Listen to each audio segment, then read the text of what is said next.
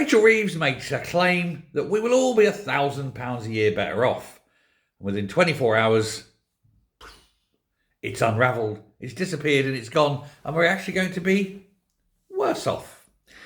She makes this claim in the middle of her spring statement. By the end of the year, people will be £1,000 a year better off. Well, economists, real economists now, not people who lie about it on their CV, analysts, accountants, anyone who's in the financial world, have looked and given it some serious consideration, some serious scrutiny. And of course, actually, there's going to be a huge squeeze in the year ahead. And no, worse off, not better off. She used the statement to argue that living standards would increase. But with the massive expected rise in food, that isn't going to work. With the massive expected price of fuel to go up, that isn't going to work.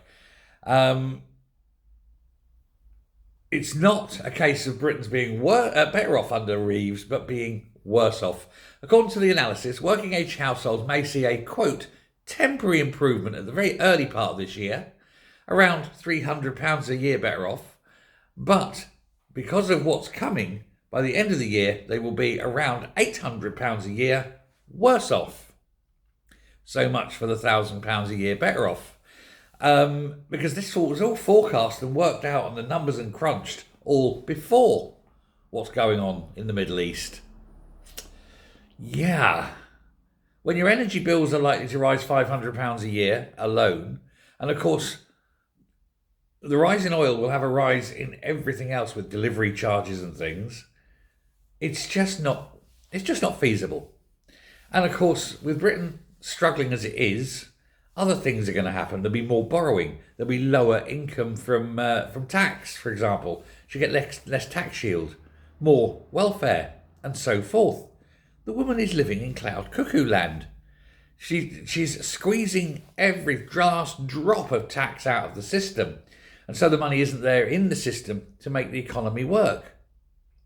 And while the economy isn't running, you can't tax it. She seems to think that if you take the tax off the top, everything is great. No, you take the tax off the bottom. You let the money fall through the system.